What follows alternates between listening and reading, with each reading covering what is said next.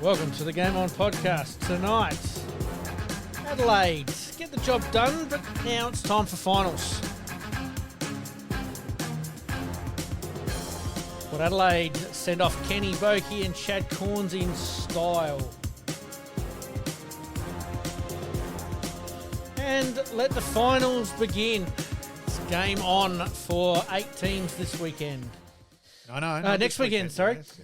Welcome to the Game On podcast. My name's Pete, once again joined in the studio here with Malcolm. Malcolm, how has your week been? Apologies to our loyal listeners for last week. I've been a little bit under the weather again.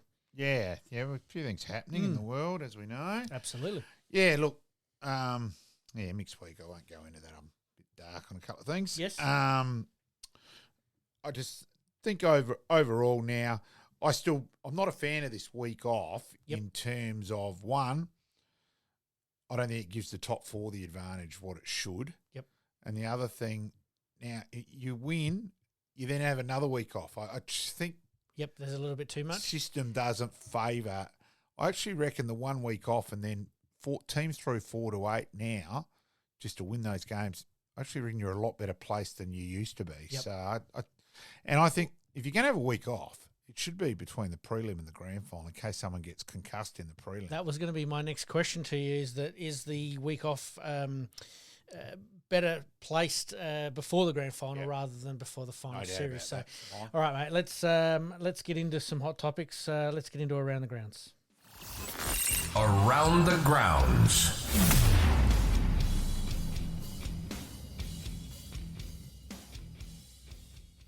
All right, a little bit later on, we'll talk some cricket, the SANFL, and also some basketball, considering that is back on our screens as well. But let's start off with some AFL hot topics, considering we do have this week off at the moment, mate. We'll talk about Adelaide and Port Adelaide in a little bit more depth later on. Let's get started. You've already flagged straight away the pre-finals bye. Yep. Would you be a fan of potentially a wildcard weekend to give, say, the top 6 teams that week off? Or are you still in the same I'm mixed boat? on that. 8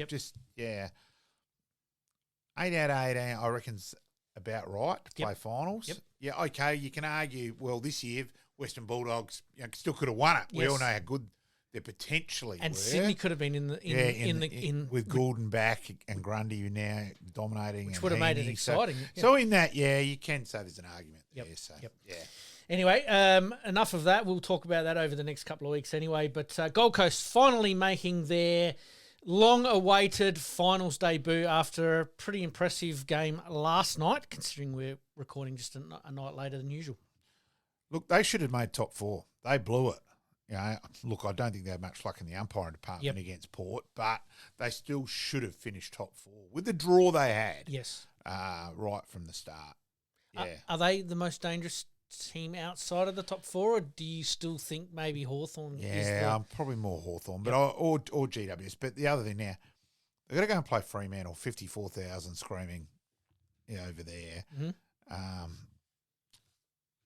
I almost would have rather played GWS. I know their record against GWS is terrible. Yep. You're only going to be playing 15,000. Your supporters could have got there easier. And you're going 45 minutes by playing up the coast, aren't you? So it's down the coast. But anyway, look, I'd love to see them progress, but I can't see them beating.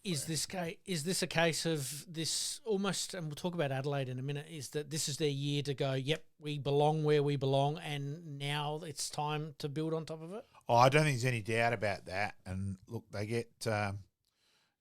I'm trying to think the kid from the academy, Auckland's brother, in next year, as well, and all that. And Jane, someone like Ned Walter hasn't kicked on enough yet.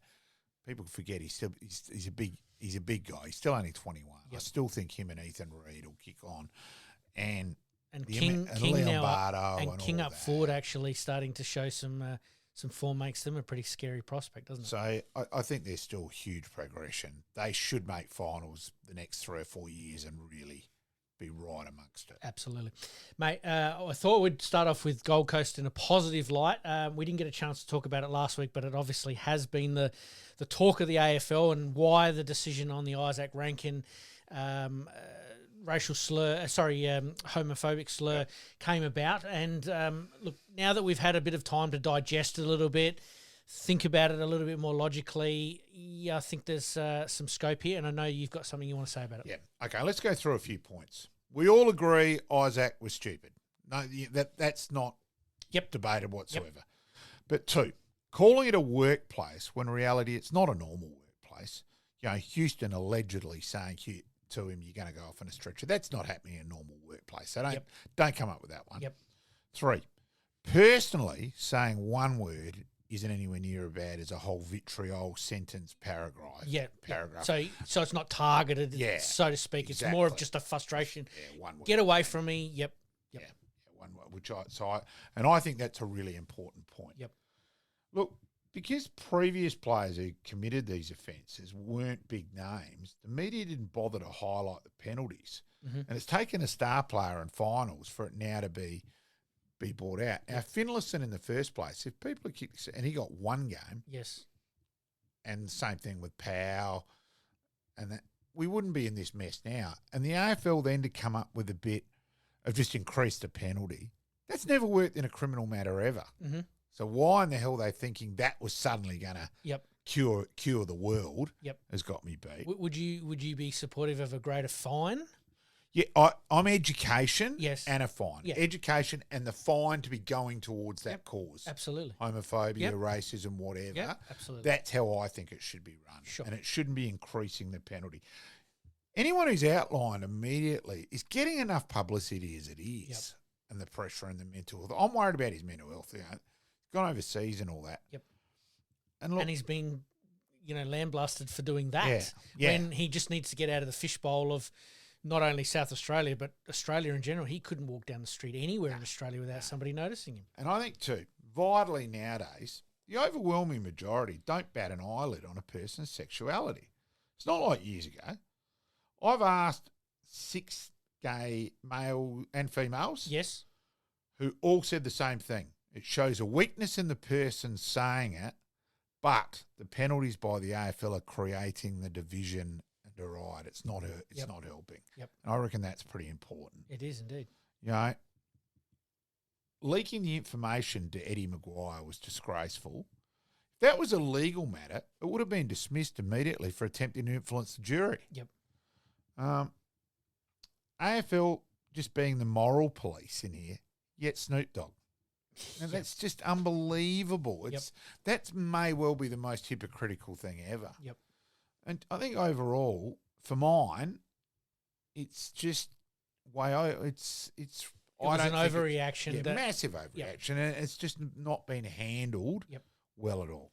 The AFL this year in general, as in general terms, haven't handled a lot of things very, very well, and I think this is another glaring mistake that they have made. I'm not condoning what Isaac has said, and none of us are condoning it. It's just that they've made a bit of a rod for their back by increasing these penalties and highlighting it more and more and more and more, which is actually what's causing probably more of the problem than what it needs to be. Yeah, let's be honest. The AFL administratively this year has been just terrible. Yep. Absolutely horrendous. Now, we will talk about it in a little bit, but now what you've got is you've got a powder keg situation that Adelaide and Collingwood are going to walk into, that you're almost going to have to have police on each aisle to be able to monitor it, because it's just going to get out of control. I can see this potentially being the ugliest game of Aussie rules history. Yep. I can see that many fights potentially in the crowd. And yep. I'm actually quite happy I won't be going. Yep. I just think it's, Do you think also that because of the final situation, crowds are actually mixed up, whereas during home and away games, generally they have their own segregated section? Because Collingwood have so many members, it'll actually be a very high Collingwood supporter base. So it may well be nearly a 50-50 game. Yep. And I can just see explosive stuff in the crowd. Yep. Really yep. can. And especially if one team gets on top or it gets very, very tight as we go along. Yeah. Do you think Isaac leaving the country was a good thing? I know that media-wise, some questions have been asked, but I think when you talk about the level of scrutiny that he was under, it's probably one of the best things that he could have done. Yeah, look, it's damned if you do and damned if you don't. Look, and the bit, he's got to address everyone and all that. Again, I would love a couple of the okay, people come out and say, it's no big deal. Yep. That's what I really think would actually progress matters far more. Yep. And the self-righteous bit, and I think it's also showed in the media who's effectively the AFL puppets. Yep. Where a few media people have carried on about it. Yep. Yeah. So you talk about the AFL integrity unit.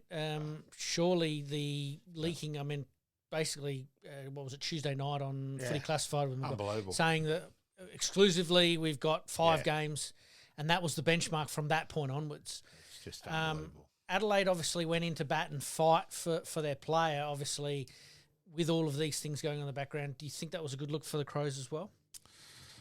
Yeah, I'm mixed on that. Yeah. I don't mind that, but I'm still not happy with the way Tex Walker was hung out to dry by the Adelaide Football Club. Yep. And that, I think that could have been done far better. Yep. They didn't back him like that. Yep. So, do you think, one last one on this one, mate, Isaac coming back on Thursday night for this game is a good thing or a bad thing? I can understand why he want to be there, but, geez, good luck him getting through the crowd. And, I can see that. Yeah. Well, I mean, even him walking across the field is going to be... I think they'll have him... I think someone will bring him in and he'll go in the back lifts and that side of things. Yeah, but the cameras are going to be scanning the crowds looking for it. This is the problem. It's going to be a nightmare. And I know, yes, we do. We're part of the media, I suppose, with our podcasting, and we talk about it, and everyone's interested in it. But we're part of the problem, aren't we, when it comes to that kind of situation? Everyone wants to be first. Yeah, and I say there, look, obviously we haven't got as much influence as the main media, but, geez, I wish I'd researched on the players early in the year and actually had said, no, this is ridiculous. Yep. So you don't sound hypocritical now that you're just sticking up because you barrack for Adelaide crap. No, I would have said this with anyone. Last one on the AFL, mate, and this might be quite controversial. There might be some people that agree with me totally. Has the AFL gone completely woke? You're going overboard. Yep. They're AFL, trying to appease too many. Run the game. Don't be the moral police. Yep. It's ridiculous. Yep. And I've copped it this week in another way. Yep. And it's ridiculous. Yep. The moral side of things, the political side of things should stay out of sport entirely. So totally agree with that. All right, mate, let's move on from that. Harley Reid signs for 2 years, and so does Nasiah Wanganeen-Malira, mate. That was actually some good news amongst some of the chaos that was last week. I don't think I've ever seen a player basically just back himself in, and it was quite amusing that his price just kept going up week by week. Yep. And the end of that game against Melbourne, while Melbourne's last minute and a half may well be the worst defensive football I've ever seen, but he was incredible as well. Yep. And might as well rung the cash register at the end of the game. And the way he set that up. Yeah. It's another $200,000 a year. Yeah, absolutely. And they just had to keep him. They had to do whatever they could in the end. Look, I don't think it's a smart business model that they've invested over 20% of the salary cap on 2 players. Yep. We'll talk about Tom DeConing in a little minute, mate. Do you think Adelaide or Port Adelaide were a realistic chance, or is this part of the reason why he's only signed 2 years, that he just wants to let things settle down for a little bit and then maybe look at the bigger picture come 2 years' time? Yeah, I think so. It's an interesting one because the word was out weeks ago he was going to sign for 2 more years, and then he didn't. Don't worry, St Kilda were worried that he wasn't going to sign. Yep. So, he kept his... I don't think I've ever seen anyone manage to keep their cards so close to their chest and not let anything out and just kept dominating. Yep. Like, it'll be really interesting on Brownlow night. You may well see him get 18 votes for the last 6 games. I was about to say, like the last 10 games, he certainly was ridiculous. Well and truly up there. Harley Reid, an interesting one over at West Coast, hasn't fully arrived at his potential yet, but Matt Rowell is sort of in the same boat at Gold Coast, wasn't he, when he first went there, and it took him a couple of years to establish himself. More injury. He dominated. Let's remember, he got 9 Brownlow votes in his first 3 games. Yep. And then injuries got in the way. Yeah, but Reid was better last year than he was this year. I think so. I think injuries as well, though, and that. Yep. I think this year's probably I think there was more of a gap between his good and his bad. Yep. And that. Is that coaching? Because Adam Simpson could recognise that and might have pulled some levers that helped. Maybe. Whereas McQualter, being a first-year coach, may not have. It's also what he's playing with. Yep. Geez, it's pretty hard being 19, 20 and he was he wasn't either side to some extent. Yep. So, West Coast draft hand this year looks reasonably good with the Oscar Allen departure, heading obviously to Brisbane.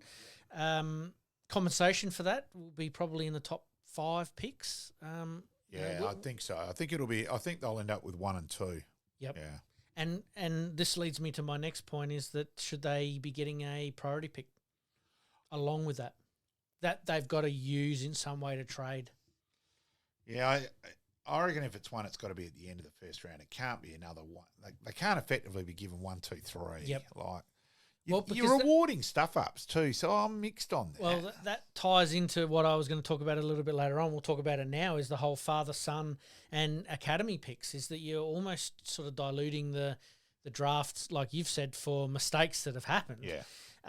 The academy picks and father-son, yes, you are diluting the picks a little bit to try and keep that romance alive in having players from your region or your family name continue at one club, but clubs should have to bid on that rather than actually just be given it or being allowed opportunities to allow that to happen. So it's going to be an interesting one. All right, let's talk about some trade options, mate.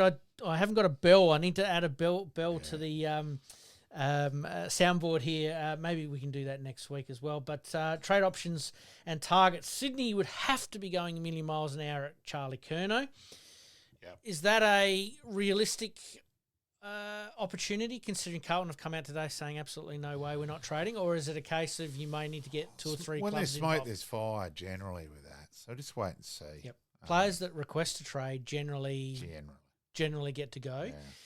Is it hard for a club to hold on to a player that doesn't necessarily want to be there? Yes and no. Ryan O'Keefe wanted out. Sydney went no, made him stay, and he ended up winning the Norm Smith. So the bit where, if a player wants out, you got to let him go. No, I don't agree with that. Yep. No. You signed a contract. Yep. I've got no problem with that. Players swallow their pride. Are Carlton better with Curnow and McKay in that side? Because that's a hard one. That's debatable. Yep. Like their record of gelling together isn't great over the years. You're more with that than me. But, absolutely. Certainly a question mark, isn't it? Well, it's a worry for me is that both of them are basically the alpha and want to be the alpha, and when they're leading to the same spots, that's either a communication breakdown on ground or is that a coaching communication? And I think it's a bit of both. Bit of both. Look, and that's where Taylor Walker is still so vital. Darcy Fogarty, he's the one who needs Walker out there. His form without Walker, and even that game in WA, he ran to the wrong spot a few times. He looked lost. Headless. He needs Taylor Walker. Yep. An interesting watch there. And Taylor, obviously, we'll talk about that in Adelaide in a minute, in celebrating, obviously, his 300th game. We've got a couple more hot topics to roll through. The Western Bulldogs would be hard done by for not making the finals after a 14-win season. Yeah, they're unlucky in that regard, but with their top-end talent, they should have made the finals. Yep. Like, they've got 5 members in the All-Australian squad. Yes. And yet and they Brisbane haven't made have got, 5? Adelaide have got 4, maybe 5 as well. Adelaide 5 as well. Yep. So you'd have to say that their best is good enough, but their bottom end is probably not quite good enough. And that's going to be the challenge for Luke Beveridge moving forward, isn't it? Yeah, they do lack a key defender. There's no doubt about that. Yep, absolutely. Just going back to the trades quite quickly, Draper to the Crows or Brisbane or stay at Essendon? I still think he'll end up at Brisbane. But again, how do you keep managing to fit people like this in the salary cap? Yep. It's got me back. Yeah, well, Geelong are talking about offering farms at the moment. Yeah. Maybe there's a piece of land up on the up in Queensland there that might be up for grabs. With the potential rule changes, it might be that a second ruck is actually needed. So this is where I think someone like an Adelaide or Brisbane could actually benefit from having that second ruck, couldn't they? Yeah, I think with it, it's going to be 23, no sub next year. So yeah, I do see 2 rucks coming into play more. Do you think that's why Adelaide sort of pulled the trigger on Riley O'Brien maybe a touch earlier, or do you think they've got wind that Draper's probably leaning one way rather than their way? Not sure. Or is it a case of hedging their bets, I think. If things work out, then we've got 2 ruckmen. If they don't work out, we've got 1 ruckman who's already here, but plus Thilthorpe. We've got Thilthorpe as well, exactly Right. Who is underrated as a ruckman and Yeah. probably underused a little bit as well. Yeah, I think so. Yeah. He's a good ruckman. He is a very good ruckman. Mate, the All-Australian squad has been named. Who do you think is in your team and who's the unlucky one to miss out? That's probably the easiest one, is who's unlucky to miss out. I think from the squad of 44, I was surprised Wilkie missed out from St Kilda. I thought he was the glaring one there. Yep. Very unlucky. Like he actually made the team of 22 from the AFL Riders. Yes. And to miss on the squad of 44 was a big surprise. Absolutely. Jordan Dawson obviously flagged as potentially captain. Yeah. What are your thoughts on that, mate? Yeah, I would think so. Now, stuff's gradually starting to come out tonight now at the moment. Now, one thing which has happened so far, Geelong's Sean Manor has been named the AFL Coaches Association Best Young Player. The 28-year-old, so again, was eligible for the award as it's presented to a player based on his performances across his first 2 seasons. So it's a bit ambiguous, that one. But doesn't that fall into the Rising Star nomination? Yeah, I just find that... Because I thought it was the first 2 years of the Rising Star. No, that's also age-based. It is age-based as well. There you go.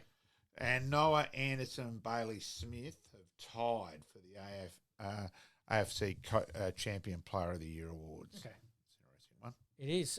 Dan Curtin, obviously one of the nominations from Adelaide for the Rising Star. Where do you see him falling into that? His last probably 12 to 14 weeks were very, very good. But Reed's really finished strong for Fremantle. Yep. I think statistically, he is number one. Yeah, Reed, Ashcroft, Curtin for mine. Okay, these are your top three. Yeah. It could be in any order, but I'll bet. If I'm forced to pick someone now, I'll go Reed. Okay, well, I'm on the same boat. I think it'll be Reed, but I reckon Curtin will be number 2. I don't think Ashcroft will actually feature in the top 3 or 4 on the basis that... he's been pretty consistent. Yeah, but he's also been the linchpin between that defensive forward 50, and it's only that Lachie Neal's gone out that he's got his run in the middle and actually excelled. So, no, I still think he's been. I reckon he's the most consistent of the 3, but probably not as game changing. Well, Curtin changed a few games, as well, and that's why. Yeah, no, that's what I'm saying. I don't think Ashcroft's been as game changing as the other 2, but he's probably been across the whole year the most consistent one. But I'm Reed. Yep. Here's a bit of a question without notice. Out of those 3 there, because all 3 will be playing finals, which is the one most likely to potentially rip it up? Well, obviously, I hope Dan Curtin. So, obviously. Yeah. But logistically, logically, Reed. Yep. For me, it's just on Lachie Neal. If he doesn't quite come up for finals, potentially they've got an opportunity to unleash another gun up there in Brisbane as well. Early predictions for the finals, mate. For the week 1, I know we'll record next week before the actual week, and we'll know who's in, who's out. But what are your early thoughts, mate, on Adelaide v Collingwood? Hope I'm wrong, but I think the loss of Rankin's too important, personally. Yep. I think that's just vital. It's going to be interesting. Reports coming out today that Max Michelani might be playing up forward as a bit of a tagging role for Dacos, who or potentially use him in that role. Is that a good thing, or would you prefer him down back? I don't mind where Max plays. As long as he plays. Yeah, as long as he plays. Fair enough. He's a gun. Yep. Geelong v Brisbane Lions. If in doubt, go the home side, but Brisbane have been the best travelling side, so honestly, that's a toss the coin. I don't like that Geelong have had such an easy run in. I'm not convinced that's great. Yes. That, they've played all the bottom teams. Yep. So do you think toss the coin? Yeah, but I do give Brisbane a huge chance. Yep. Do you think the small scare along the way is good? I mean, Adelaide weren't exactly setting the world on fire against West Coast, and I'm sure the mental week that they went through with the Rankin saga and everything else and media camping and everything like that I think they didn't help. What they had to against That's what I think too. Collingwood were the same against Melbourne. They really had to sort of dig deep, and Melbourne gave it a red-hot crack. Oh, Melbourne had their chances in that. Collingwood are very lucky to end up making the top 4. Yep. Considering they were 2.5 games in front at one stage on the top of the ladder. Yep. Now, they've only won 2 of their last 7, and fell in that last one. Yep. So, yeah. Yep. Howe's going to be a big loss for them as well. So Brisbane Although for me at Howe's this early hardly stage. played any footy for a long time. Yeah, absolutely. GWS v Hawthorn. This one's probably, I think, the game of the round as far as... I'm a bit that way. That's the game of the round. Adelaide and Collingwood has all sorts of disaster written all over it for everything. So many reasons, it's exactly right. I think the Geelong-Brisbane game is more of they're going to be feeling each other out a little bit as to where everyone sits. But this one here for me is probably the one that I can't split either way. Yeah, exactly. It is really a nightmare game to tip. I want to see the sides. Absolutely. That's why I thought I'd throw it in a week out, see what's what, but we know the sides. And then last night, obviously, with Gold Coast winning, they will take on Freo over in Freo. You mentioned there's, 60,000 seat stadium. Gold Coast will get over there in numbers, so you're probably looking at about 55-odd Fremantle screaming fans. Yeah, at least. How does Dimmer approach this? It's a free hit, really. Guys get out there. But then I think deep down he'd be going, geez, we should have made the top 4. Yep. So, yeah. It's going to be an interesting one, mate. A couple of last ones. Port...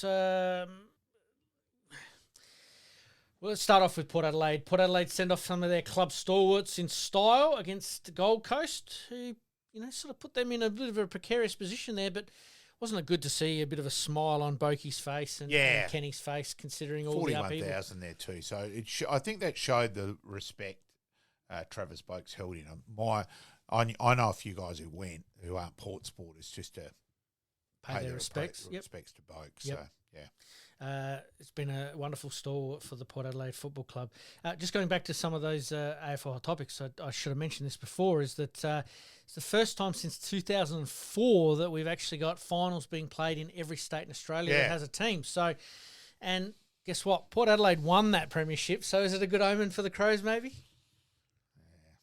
We'll see. The moral police don't think so. Fair enough. All right, let's get back to Port Adelaide, mate. Josh Carr era has begun. He hasn't wasted any time in a series of delistings and retirements, especially in the first few days, considering exit interviews have pretty much only just happened in the last 2 or 3 days. Yeah, they didn't muck around. No. Hugh Jackson was the surprise one for a lot of Port people. Yep. When you get someone like Timmy G, totally stunned about him getting the flick.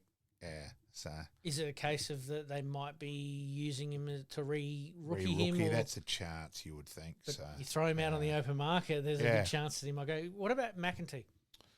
Yeah, look, inconsistent? Yeah, just not consistent enough. Yep. Yeah. Clearly listening to David Koch, I heard a little excerpt, I think it was on 5AA, talking about that he's got a certain style of player that he's looking at. Is that hard-edged, non-wavering type of player that he's looking at? Yeah, I think so. I think judging him at North Adelaide in 18, I reckon they might be a bit more attacking. Okay. So do you think that the spine of Port Adelaide is probably relatively set and they'll be reasonably active in the trade market or bring in the free agent market with some more experienced players rather than go down the youth track? Depends what's available, your salary cap, how much is Butter. You're committing to try and keep Butters. And, so there's a lot of water under the bridge there. That leads me to my next point, is Zach Butters' drama won't go away. That Hawthorn are going to be circling. They've certainly got some money in the salary cap, apparently. I'm buggered out. Same with Geelong, have got some money in the salary cap as well. Is it a case of that if they are going to go down this track that, get something for him now rather than wait 12 months? Or does it give 12 months of audition for Carr to get things right? Yeah, if for a new coach, you'd be desperate to keep him, wouldn't you? You can imagine you lose your best player. Yep. That's One why of your best 3. That's why I ask: is the spine of Port Adelaide relatively set as far as what he's thinking? I don't know. It'll just be really interesting. He has said that he's going to honour his contract as well. Now, admittedly, that doesn't mean much nowadays. Houston said the same thing at this time last year until they got knocked out of the finals, and that was it. Yeah, so let's wait and see. It's going to be a very interesting watch. Is this a rebuild, or are they looking to rebuild on the go? That's the $64 million question, but certainly not getting rid of, in their exit interviews delisting players, it seems like that they've got a plan in place, and I think it's on the go. Like Whitlock, yeah, he's already made the point. He's in the gym from this week, so good on the lad for that. Yep. Whitlock, Georgiades, you get Marshall back. If you can get Lukosius fit, all of a sudden there's a bit there to work with. I really like Harry Rand, who debuted last game. Yep.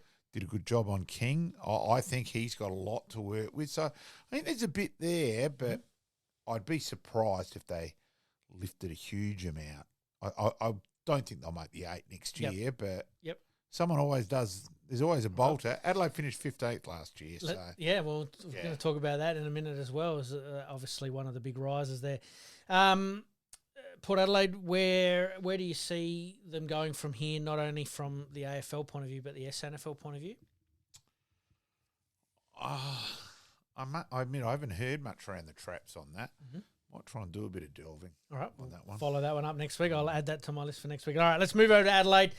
Adelaide have been the form team of 2025, like you mentioned just a minute ago, rising from 15th up to 1st on the ladder. They've made every post to win it, but I had this feeling probably 8 to 10 weeks ago that Adelaide need everything to go right and everybody to be on the park for it to happen. Couple of injuries late in the season, the Rankin suspension. Oh, it's the Rankin. It sort of throws a spanner in the works, but do they have the depth to be able to cover some of that loss, not all of it? I don't think so. I really don't. Now, Michael Lenny, I think, is vital to come back. I think Pedler could be still important. Yep. What about Rochelle? He's probably the one that not many people are thinking about. Geez, he's missed some football. At least Michael Lenny's missed him. He's missed a month, but apparently he's been hammered on the track the last couple of weeks, and we know how good his touch is in general. So it will be interesting to see what they do with him. Now, they played, let's be honest, they played Lockie Murphy on Dacos the last game, and he was okay defensively. Yep. Didn't do anything offensively. Yep. But if Michael Lenny goes to that spot, that does improve Adelaide. Just the footy smarts and that side of things. Yep. Where do Adelaide go from there as far as tagging someone like a Dacos? I think Peatling will be the one for Nick Dacos. Yep. So that's the way they tend to go. And I think Peatling will be in charge of him at ball ups. It's not so much a hard tag after that is how Adelaide adopt it. Whether Michael Lenny could be used to potentially a bit in that role as well, I think's interesting. Do you see Thilthorpe spending a little bit more time in the ruck? Look, Cameron annihilated O'Brien early. To O'Brien's credit, he did come back that night. While Cameron still got the points, I will give O'Brien that he did fight back that night. And look, I thought the stats on the night, when we heard afterwards they'd had 34 more inside 50s, it didn't feel like that watching. I reckon a lot of those entries were pretty shallow. I'd rather have a bit. Why not have the stat as a deep inside 50 as well? Yep. I reckon would have been telling in that. Did Collingwood take the game on like they did in the first quarter? I think they will. Yep. And Adelaide need to be awake to that because they weren't last time. Yeah, they won't want to get 5 goals behind again. Yep. Adelaide obviously celebrating Tex Walker's 300th game, as we talked about just before, in that he has been a stalwart of the club, but they also farewell a former club champion in Matty Crouch. Yeah, and he retired immediately. Obviously, apparently it's on doctor's advice because you would have thought he would have tried to play the year out. Well, just in case someone got it injured and you'd be a chance to come in. So it can't be great. Yep. So. A little bit worse than what we first thought. Yeah, I think so. Yeah, it's not good. Does Adelaide look at someone like Sam Flanders as a potential midfield depth player that they desperately need? I think they'd be hunting around again. I don't think there's any doubt they'd be sifting around to see what's available. Would you say that they recruited well last year, so let's wait and see. I was just about to say, would you say that the 3 that they brought in last year, one obviously fell into their lap with Neil Bullen, but the other 2 they were quite targeted with, has made them a better side? It's given them more depth. If you have a look at the top 8 sides and who's brought in, I think there was a little stat brought up about the, I suppose, the garnish of these top 8 teams in what they've been able to bring in to improve them. Is it a case of Adelaide need 1 or 2 more maybe? I do think they're a midfielder short, especially without Rankin. But If Rochelle, and that's the other thing, Adelaide haven't had many injuries this year. They've been pretty lucky in that regard. Yes, they've lost. Rochelle's been a big out. Yep.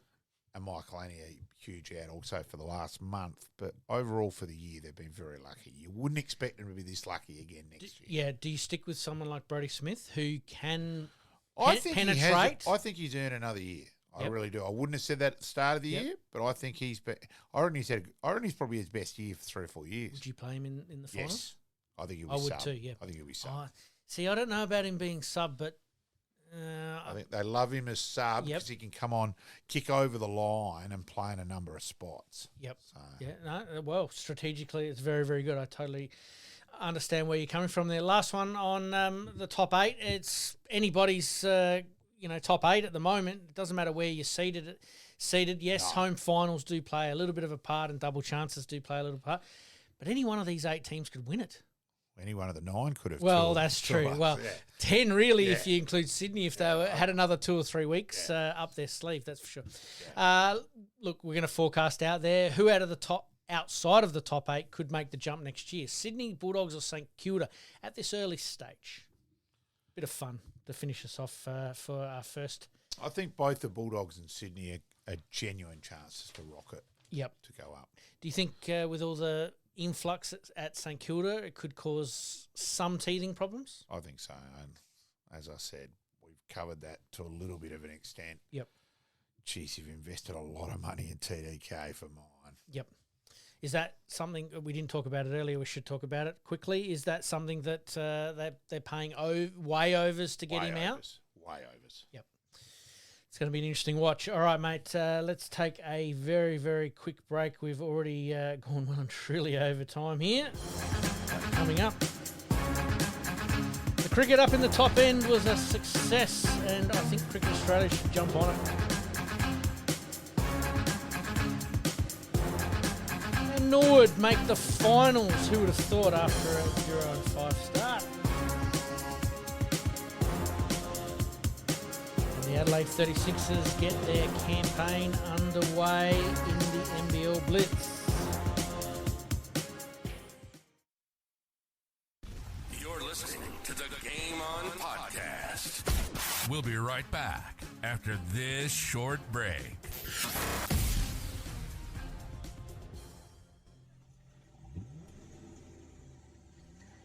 Are dents and scratches putting a dent in your day?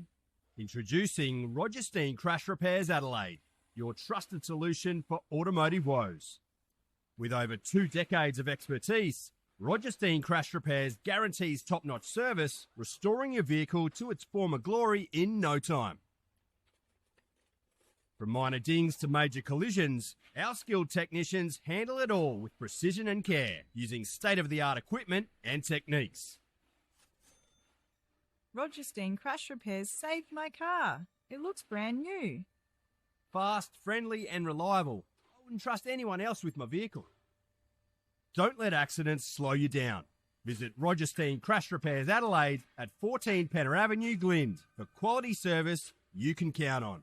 And here's a special offer just for our listeners. Mention this podcast and receive a $100 discount on your repair. Roger Steen Crash Repairs Adelaide. Excellence in every repair. And as per usual, we thank our sponsors for helping us out as well. Definitely. So fantastic. All right, mate, let's move on to the cricket. The top end experiment is a winner with Cricket Australia. Great to see some large crowds. Should it be used a lot more? It had that sort of home ground type feeling about it rather than a big stadium full of half empty.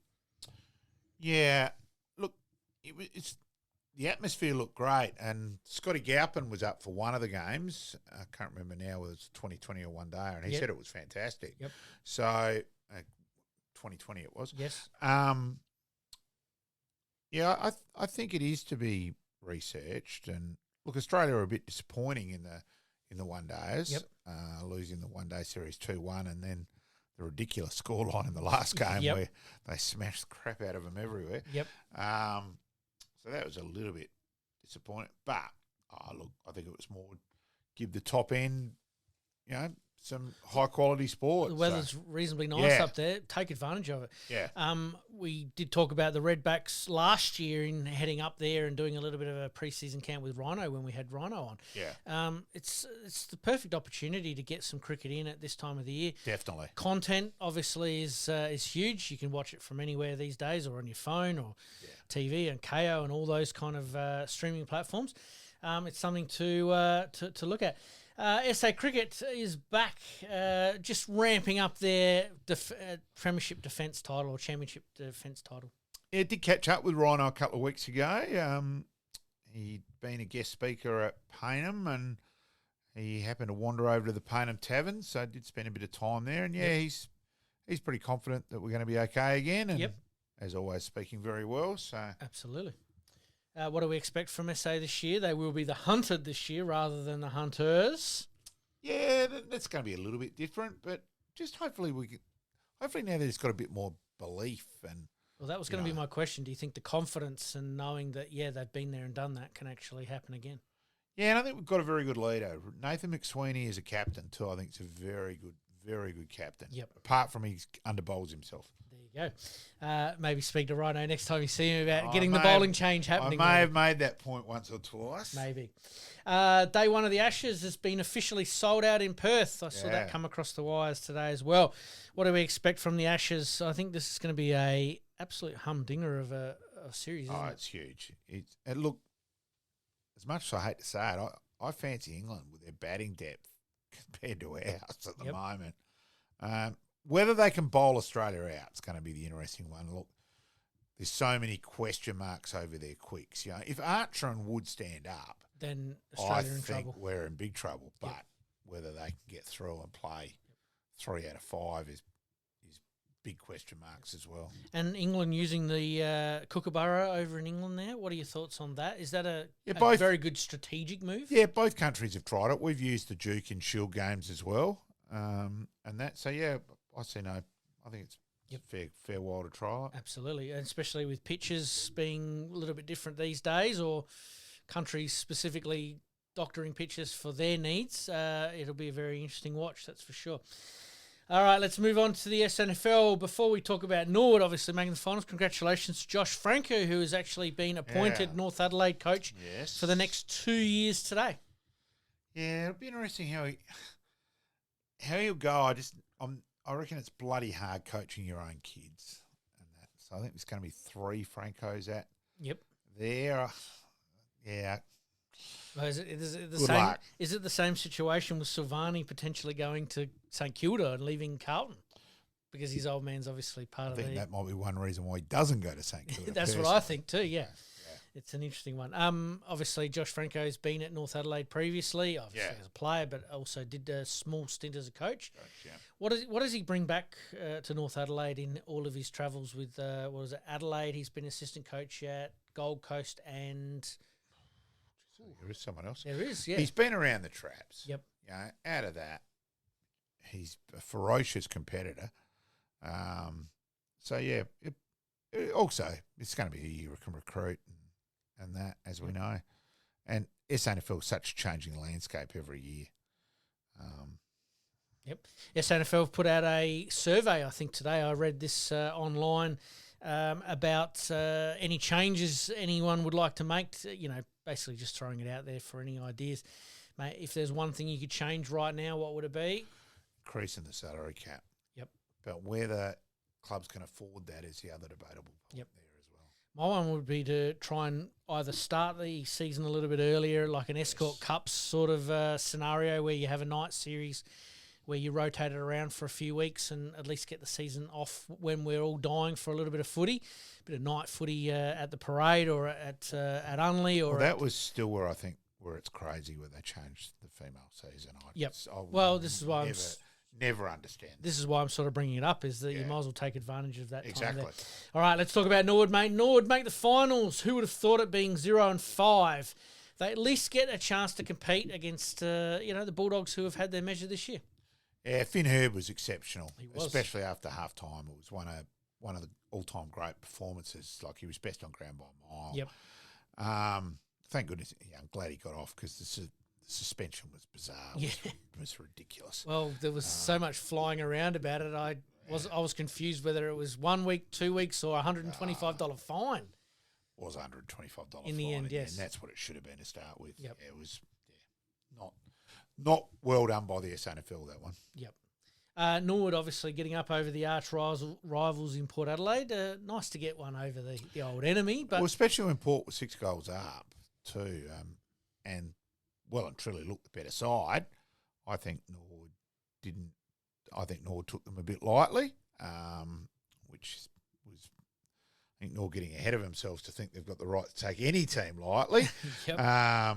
Is it a case of that Port Adelaide did what they did the night before against Gold Coast and sort of rolled on with that? A little bit of emotion maybe, early in the game, and then it wore off. Well, especially Rory Atkins dominated early. Yep. Because I admit the night before I was hoping for a Port player to be injured before half time, so then Atkins would be able to play. Yep. Which they did that a couple of weeks ago, didn't they? So, yeah, if you play over a half, you can't play. Yep. So which again, it used to be that you couldn't play at all. Yep. So again, it's another rule which has come in to help the AFL sides out. It's a bit different if you're playing another AFL side. It's totally different if you're playing in a totally different competition against other teams. Anyway, so that's that. All right, mate. Norwood v Centrals in the first final, elimination final. See, Centrals have picked Schubert, so I think I'm not sure if he played reserves. I think he's gone straight from the 18s. I think it's his league debut. Right. So that's going to be interesting. So I'll toss of the coin, but Centrals did clearly outplay Norwood both times, although Norwood dominated early against Centrals but just didn't put the score on the board at the parade. 50-50 game. I'll go Centrals. Yeah, he's tossing up the coin. Yeah, hoping I'm wrong. There you go. I'm probably in the same boat. I think the larger ground at Adelaide Oval might just suit Centrals a little bit better, but Norwood get a free hit, and realistically, 7, 8, 10 weeks into the season, finals wasn't even on the radar. I do think Norwood do lack pace too, which is a real worry for Adelaide Oval. Yep. Is this a good building block for Sheedy for next year potentially? Hopefully. Hopefully. And obviously, the other final was Glenelg v Adelaide. Should be a really good game. Should be a ripper. I'll tip Glenelg. Finals experience the last couple of years. Yep. I think if the Crows weren't playing Thursday night, I think Michael Annie would have played. Yep. I think they're a bit worried Thursday through, Sunday through to Thursday. And with an injury coming back from injury. Yep, so, that's totally fair enough. Yeah. So I think if Adelaide had been Friday, yep, whatever, I think he might have played even managed minutes. Yes. So, yeah. Would have been remiss of us not to point this out that Sturt were going for a bit of a record of undefeated seasons, but Adelaide got them in the last round by a couple of points. I don't think that'll hurt Sturt whatsoever. I reckon deep down they'd be pretty happy about that. At sharpens them up a little bit. Oxford Avenue. Yep. Oxford Street. Yes. It is.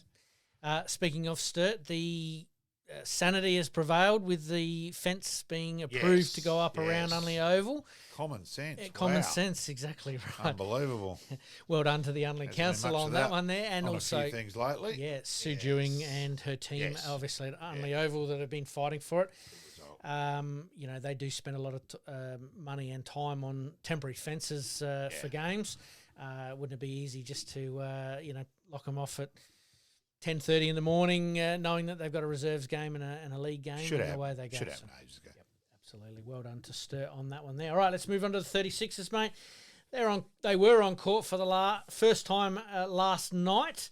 Signs are looking pretty good that they got the job done against the reigning champs in the Illawarra Hawks, and that was without a couple of their stars as well. Yeah, it's just going to be just see how they gel. Look, on paper, they should be more than competitive. Well, them and the Sydney Kings certainly look like the two that are going to be the draw cards, that's for sure. Yeah. The NBL released their draw. The Adelaide 36ers have 4 out of the first 5 games at home. The Entertainment Centre is going to be rocking. They'll all be sellouts pretty quickly too. Yep.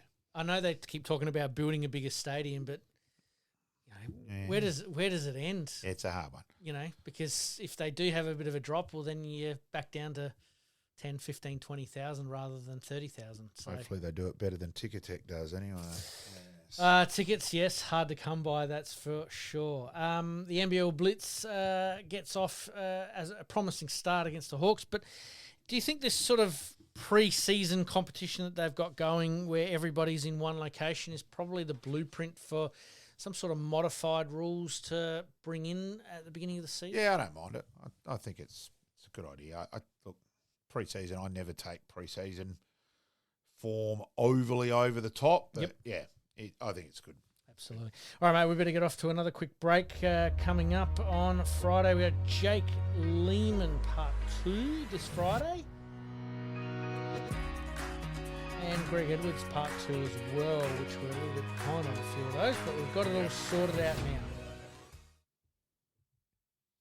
You're listening to the Game On Podcast. We'll be right back after this short break. Looking to buy or sell your home anywhere in Adelaide, from the hills to the sea? Meet Gary KRIEVS, your dedicated local agent from OUWENS CASSERLY Real Estate. With unparalleled knowledge of Adelaide's housing market and a commitment to exceptional service, Gary ensures a smooth and stress-free experience for all your real estate needs. Trust the expert, trust Gary KRIEVS at OUWENS CASSERLY Real Estate. Your next dream home awaits. Contact Gary today on 0422 071 317 or on email garyk@ocre.com.au. And for more listings, please visit owenscasserly.com.au. Make it happen.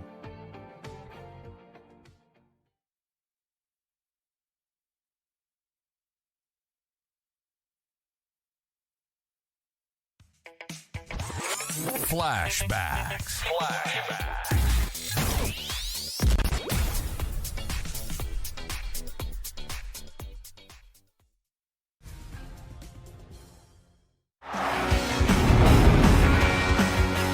Prosciutto, here comes Welsh. Oh!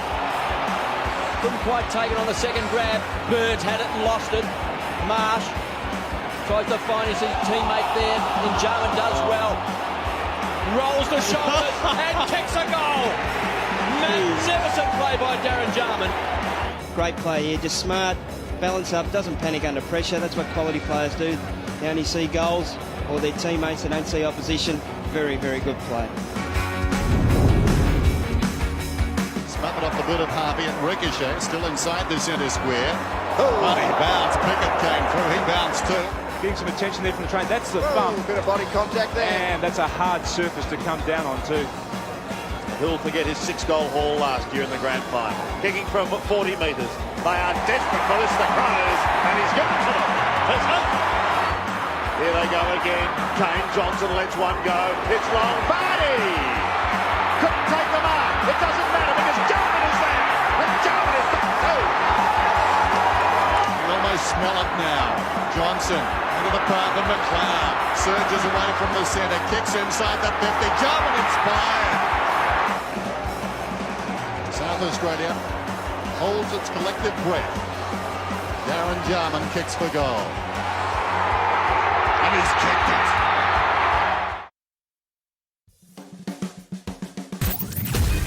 Extra time. Big finish.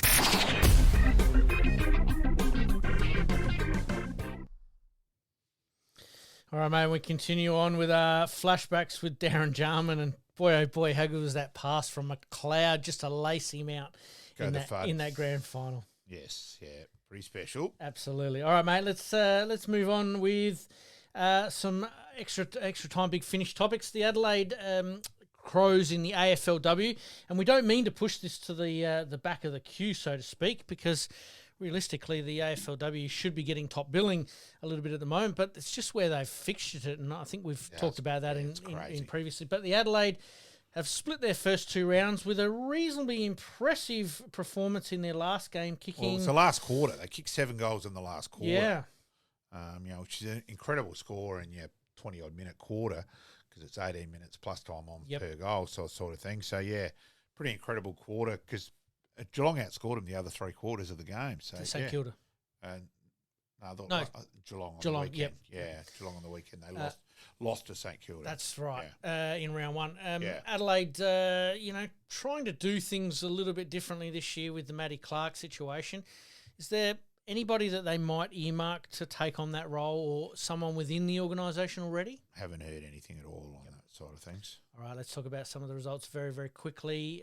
Collingwood getting up over the Giants by 8 points. Go Violet Patterson. Yes. Melbourne getting up over St Kilda by 74 points. Yes.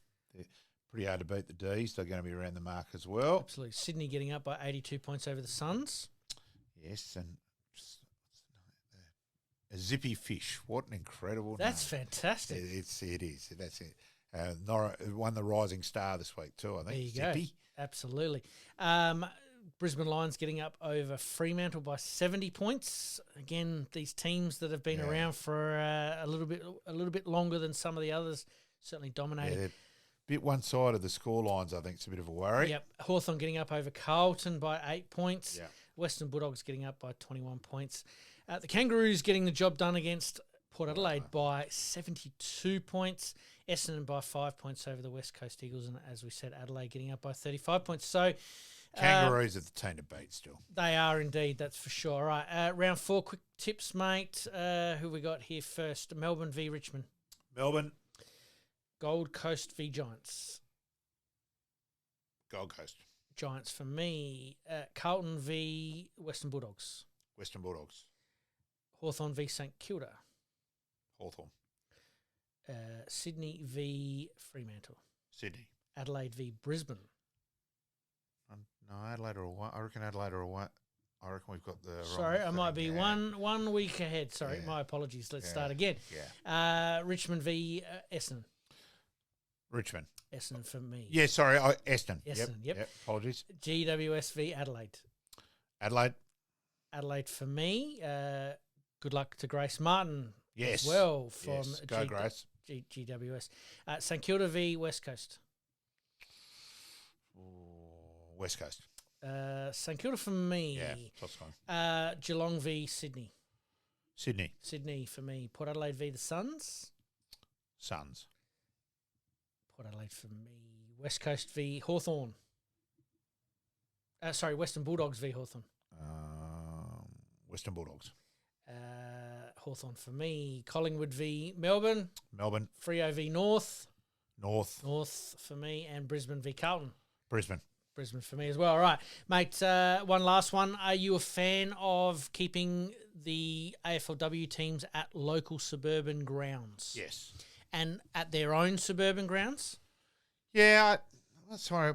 I think it's got to be a boutique environment, effectively. Yep. Yeah. The reason I ask is that a couple of weeks ago, and I think we might have just touched base on it, is that they're looking to bring them together and have them at 3 or 4 locations. But I think part of the mystique about the AFLW is actually getting back to your grassroots club. Yeah. And I think that'd be a huge mistake if they do change it. All right, mate, let's move on to basketball. NBA, NBA. Josh Giddey hasn't signed with Chicago yet. Why isn't it, considering his sort of demand, considering his stats are really high? I don't know if he's asking to. It's weird. It's a crazy one. You got a player within your organisation that obviously has got the stats to back it up. I just can't see why it doesn't work, and it just seems like a bit of a Mexican standoff to me. All right, let's talk soccer. We haven't really heard too much from Adelaide United yet, but what do we expect from the Reds I think this a real year? worry. Yeah, I think it doesn't sound like enough's come in. So I know development Goodwin's back, but the other Goodwin's left, so 1 for 1 there, considering he was the leading scorer last year. So it's a big out. I'm not confident on him. Okay. Hope I'm wrong, but not confident. Are they backing their development more than bringing in top line players? I think it's time to get Mary back on the show. There you go. Let's talk Mary. I like it. Let's talk NRL. A betting scandal rocks the NRL with player being charged by police. Sports and spot betting is always going to be tempting, isn't it? Yeah, there's a couple of spot betting stories where... I won't go there just in case legally, but it's It's a worry. It is a bit of a worry. Obviously, the 2020 or 2021 AFL betting scandal has reared its ugly head once again. Hear more about that. We will indeed as the finals go on. All right, let's talk tennis very quickly. The US Open, some upsets and some upset players as tensions boil over on the men's and women's side. Yeah. Did you see the photographer that walked out onto the court during match point? And then Medvedev absolutely losing the plot and basically taking out a racket and whatever it was in his way where he was sitting. Incredible. It is.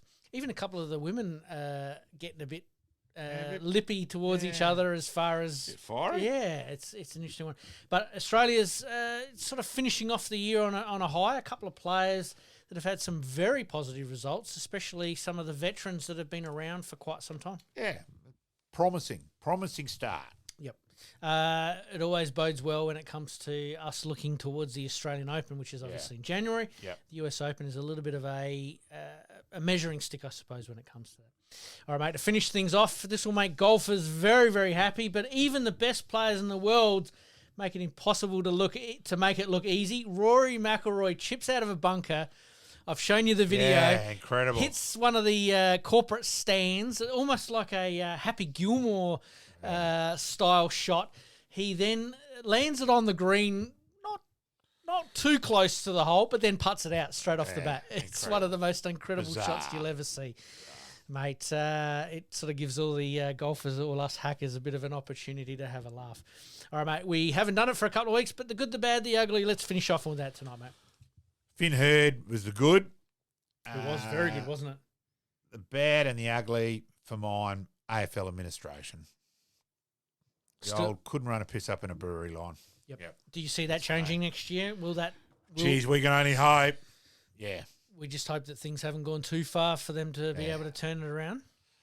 Got a bit of work in front of your house to fix that mess up. There's the and Swanee as well. Yes. If there's one rule, what are you thinking is the one rule that will come in straight away? Oh, they've got to bring in last disposal. Between the 50s or for the entire ground?